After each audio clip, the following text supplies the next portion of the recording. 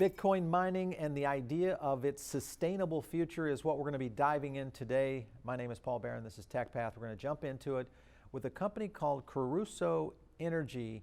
And what they're doing is very unique. And joining me is Cully Cavness, who is the president and co-founder of what I think is kind of an interesting concept, what you guys are doing at Crusoe. So, Cully, welcome to the show, first of all. Thanks for stopping in. No, Paul, thanks for having me. I'm excited to be here and to have a few minutes to chat with you. Yeah, let's get into Crusoe Energy and kind of what you guys do for the cryptocurrency space, kind of what crypto mining solution you're trying to solve.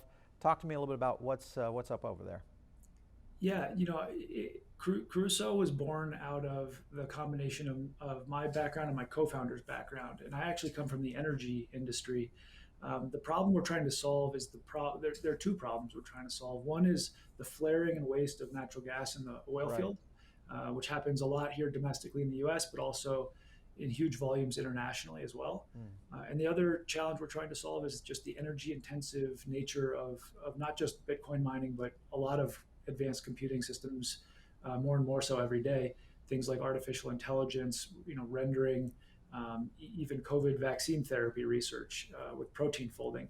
There are just many examples of computing systems that are very innovative, they're very valuable, but they're very energy intensive.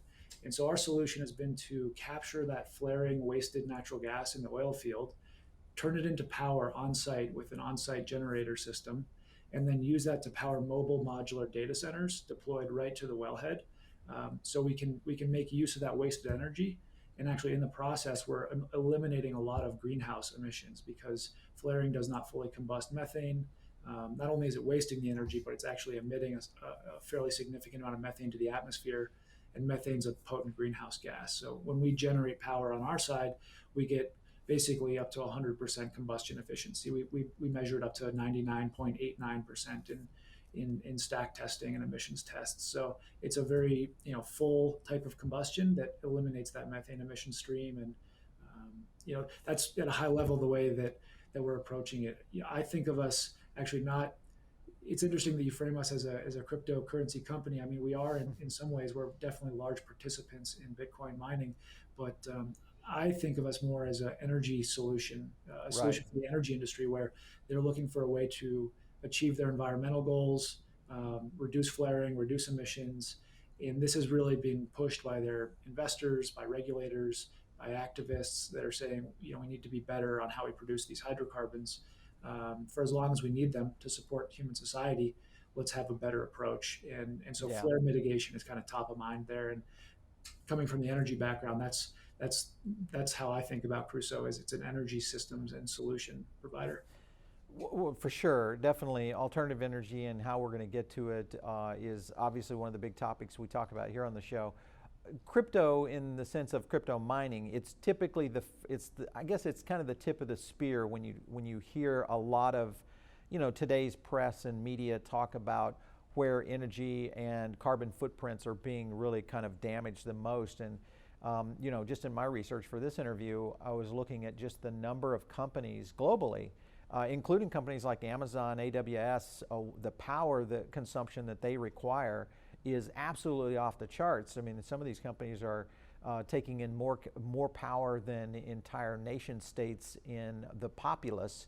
Where when you look at crypto mining, I saw a stat on it that it's basically taking up the amount of energy that the country of Argentina uses. So I definitely see the aspect of it. I think when for us, what we're looking at is kind of how the solution potentially, because obviously the miners are going to be a big part of your business, maybe not all. But let's talk a little bit about the potential opportunities for Crusoe when you guys are looking at the marketplace right now, and where you have these modular, or we'll call them computing systems. Where do you have them right now? Where are they? Mostly here in the United States, or are they out abroad yet? Yeah, we're primarily operating in the Bakken oil fields in North Dakota and Montana. We've also deployed systems in Colorado and Wyoming.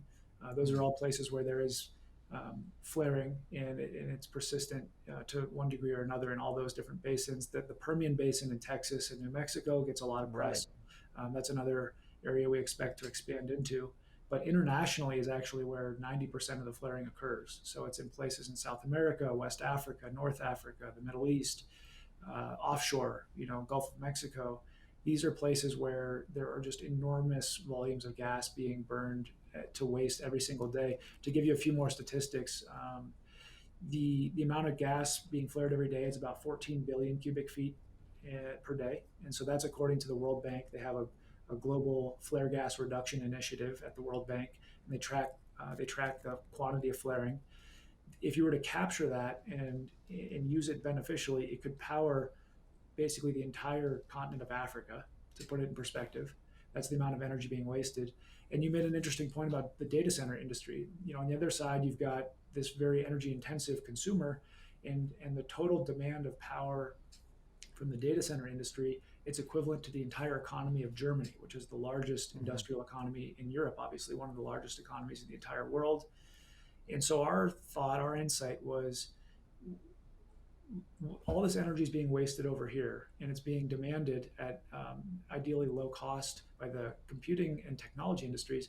Why not solve one problem with the other? And Sure. let's use the wasted energy for something beneficial. And we can do that if we can bring the demand to the source of the waste. And so that's where we came up with these mobile modular data centers and the field deployable power generation systems, where we can bring the power generation and the consumption of the energy right to the place where the gas is being wasted. Yeah. So it's a multifaceted business because we do touch a lot of very high tech end uses for the energy. You mentioned Bitcoin mining. We've got early users that are doing things in computer vision, artificial intelligence, rendering. We've been one of the largest donors of compute resources to that COVID vaccine therapy research project. Interesting. Okay. That's basically led by this group called the Folding at Home Consortium. So there are a lot of different energy intensive types of computing out there. And when you ask this question about, what's the growth potential for us, it's geographic in terms of where the gas exists and where the flare gas needs to be mitigated.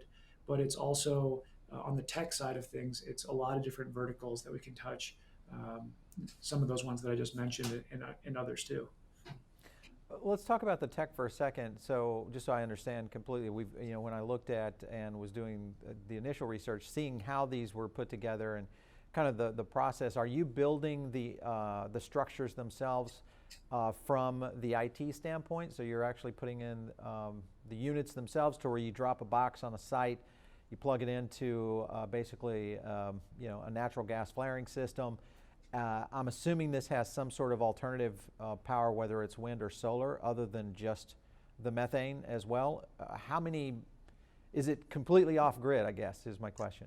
Yeah, no. So there are different components to our system. There's the power generation system, and then there's usually an electrical subsystem, and then there's the data center modules. And Right.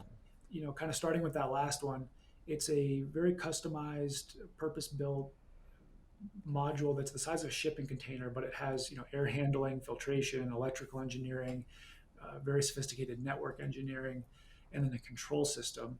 And it is loaded with several hundred servers. And so that we'll usually deploy about two of those together and pair that with one 2 megawatt power generation system that's using the wasted gas, the flare gas, to mitigate that flaring.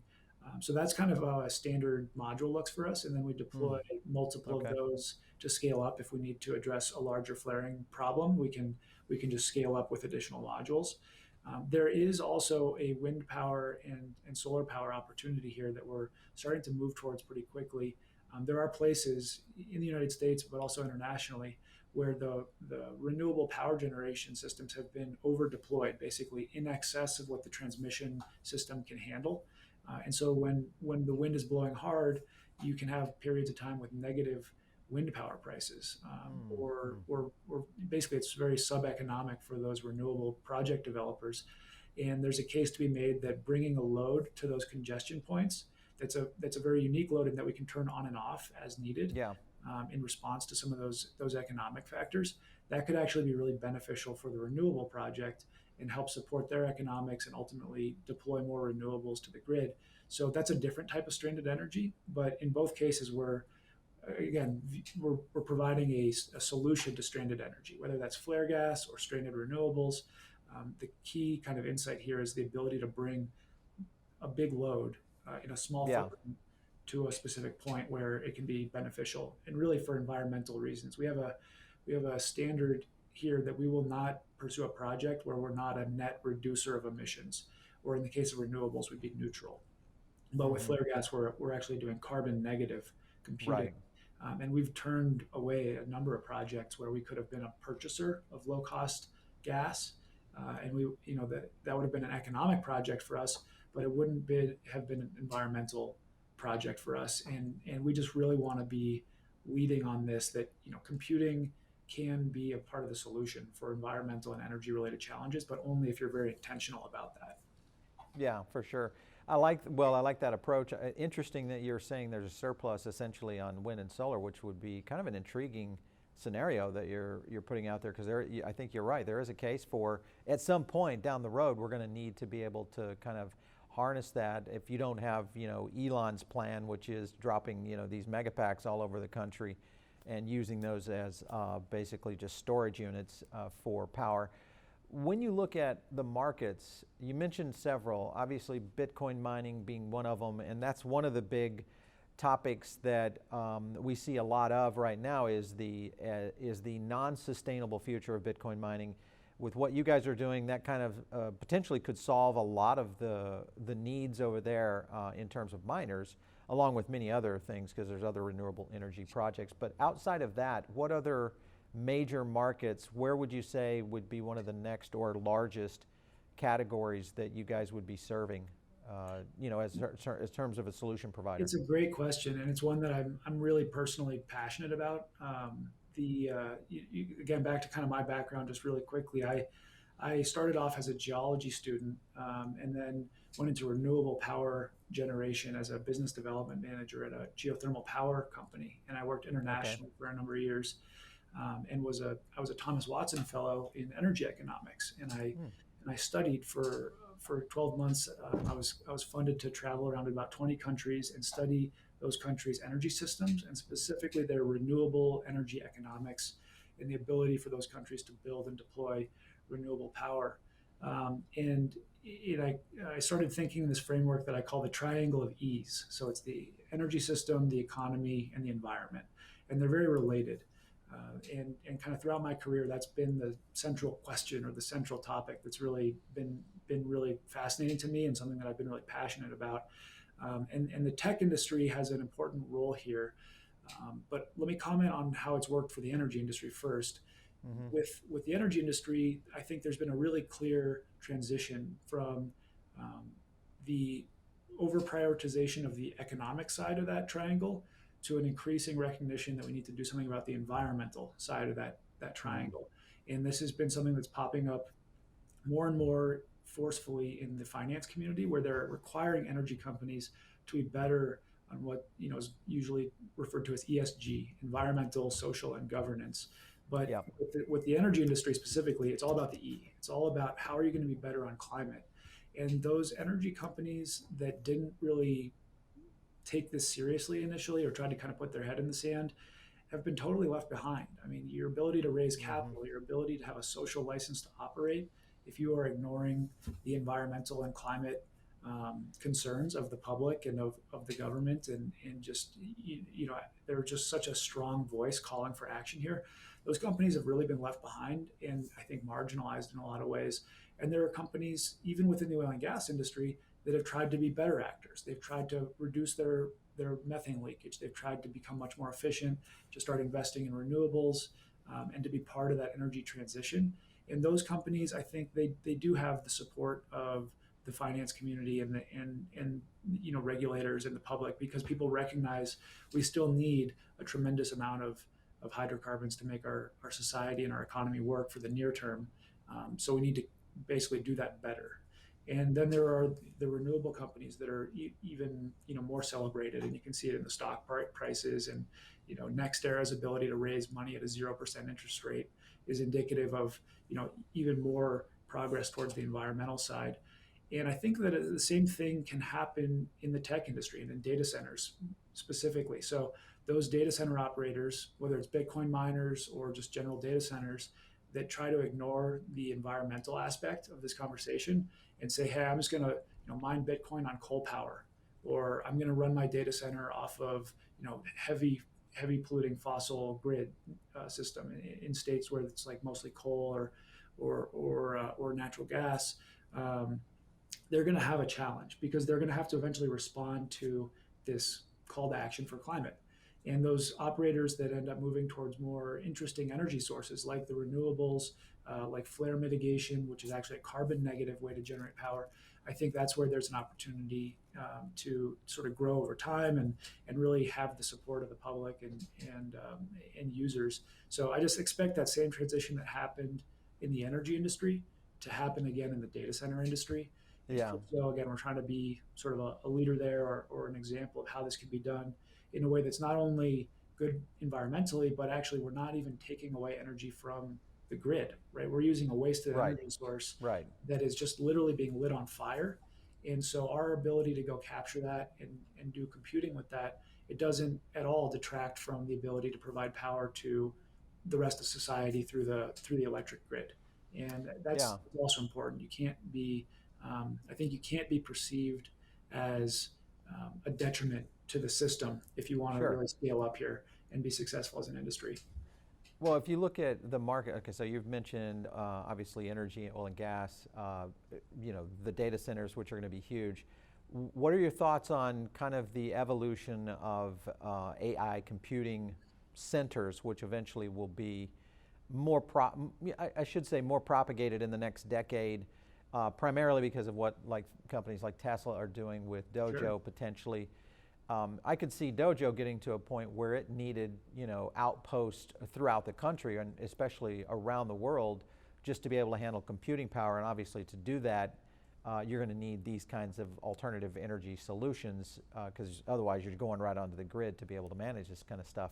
And that is very indicative of what Tesla's trying to do as a company, going down to carbon neutral, making sure to maintain. Have you guys talked with Tesla about maybe, because their needs are going to be large in the coming years, especially as they start to develop around AI, and other Yeah. companies are kind of going in that direction. Yeah, I mean, I think you're spot on. The scale of power demand from data centers generally, and especially from AI and other Yeah, these new energy intensive types of computing that are really growing quickly, it's going to become immense. We already commented on it, but it's already consuming as much energy as Germany. That's yeah, a really big deal, and it's probably going to grow rapidly from here. So I think you're right. I think that the industry needs to start being a little bit more creative about how it sources power. There's certainly a lot of folks out there that are already way up the curve on this and doing a great job. But I just think it's going to become a bigger part of the conversation over time. And we're excited to be able to provide a solution here. There are a lot of benefits here, not just environmentally but operationally. We're offering a distributed data center, so you take away a lot of that single point of failure risk. right, right. Some interesting networking advantages, that you can get out of that at scale.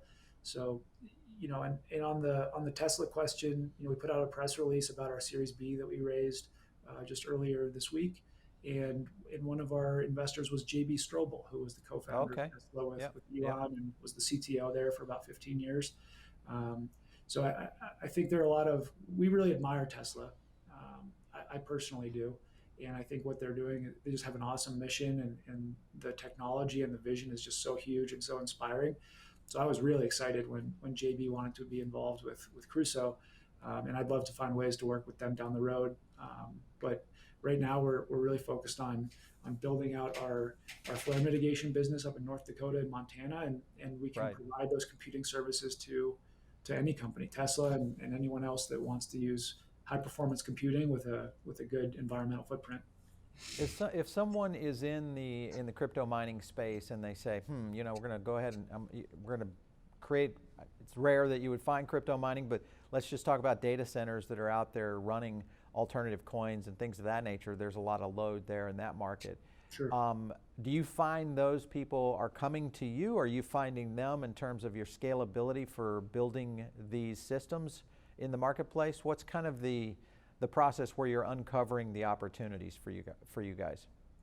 Yeah, right now a lot of the Bitcoin mining that we do is with computers that we own ourselves, and so Hmm. we're sort of self-supplying the computing hardware.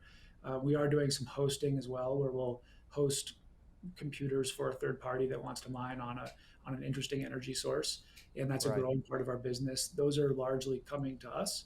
I think right now there's a little bit of a scramble to find space and power that's at a good price, but increasingly at a Yeah. good environmental performance, which is what we're offering. And then on the AI and the more high performance computing side of things, those are conversations where we actually have a team in place that's working to go out, engage with those markets, educate them about what we're going to offer. We call it the Island Cloud. You know, the company's named Hmm. after Robinson Crusoe, who was stranded on an island. So we thought it was fitting to name our cloud product Island Cloud. And so yeah, we've got some great early users there. MIT is using it with their computer science and Okay. AI lab. We put out a press release recently that named a couple of the early users there. It's definitely a more initial business for us. It's a little bit more in the pilot and growth stage, but it's something that we think over time can become pretty important for the company. Are you guys seeing any kinds of tech advances in whether it's in data centers, crypto mining, use cases that are very computationally intensive? Is there any one particular area or a tech area that you say, this is really kind of unique and different, could be something that we could see happening for the next 50 years in terms of new opportunities? Yeah, I mean, I wish maybe we should do another conversation with my co-founder Chase Lockmiller. He has a master's degree in computer science focused on AI from Stanford, and he went to MIT for undergrad. He's very technical. He could go into a lot of depth with you on this, Hmm. but I think at a high level conversation, the AI as a category is just Right. exploding, and it's going to infiltrate all aspects of the economy, and it is a very energy intensive type of computing. It's a high reps continuous type of computing, usually Right. using GPUs, and those are sort of energy hungry types of computers. So I think just broadly as a category, that's going to be a growth area for Crusoe, but just for the economy in general. And within that, there are all kinds of different categories and verticals. Some of the ones that are kind of most obvious would be, natural language processing, image Yep. recognition. You can just kind of go all the way down the list. There are all kinds of statistical analyses that need to be performed for inference and to be able to create insights out of business data. And I think it's a huge category. It would be a whole show unto itself, and I'm sure it's one you've covered in like better detail with other guests on your show in the past. Yeah. Well, good. I mean, it's good to know that AI is kind of the direction, because that's kind of when I first saw Caruso, I thought, wow, Bitcoin mining, sure, but I see all these other use cases that could explode even beyond what the traditional cryptocurrency mining could be. AI definitely, especially around the fact, just like you mentioned, the GPU load on those alone is it's just off the charts, and we're only at a very nascent point in the development of most of the AI systems worldwide. So it's going to be very Yeah, and interesting to I would see. just make the point: these are things that can be really valuable for society. They can actually do a lot of good in Exactly. improving outcomes. I think about applications in the healthcare industry, for example. Hmm. I mean, just think about all the amazing benefits that and life saving results that can come out of this. But it's going to require a lot of energy, and so Yeah. I guess my message is that's not necessarily a bad thing. Because Yeah. something uses a lot of energy, that's not a reason to say no, especially if it has interesting benefits. Yeah. You just have Um, to solve the problem. you have to solve the energy problem, and so let's get Yeah. a little creative and let's go after wasted energy. Let's go after stranded energy, Yeah. low carbon energy. In our case, we believe carbon negative computing actually is possible when you're reducing the amount of methane being emitted to the atmosphere. So this is actually now a net positive environmentally as well as for the technology if you get the right energy source, and that's what we're really advocating for here. Yeah, for sure. Cully, it's been great having you. I love what you guys are doing over there. Very interesting concept for sure at Caruso. So good luck to you on that. We definitely want to kind of keep you in our sights, because I think as things start to develop, especially in the AI space, I have an idea that you guys are going to be very active there. So we'll have you back on for sure. Thanks for stopping in. That sounds great. Thanks for the opportunity, and good to talk with you. Awesome. All of you guys listening in over on the podcast, make sure and subscribe. You can also leave us a rating over there. And of course, if you are here on the YouTube channel, make sure and hit the like, share this video, and subscribe. And of course, you're going to get notifications if you've hit that bell to get more content right here from TechPath and what we're doing on the Paul Barron Network.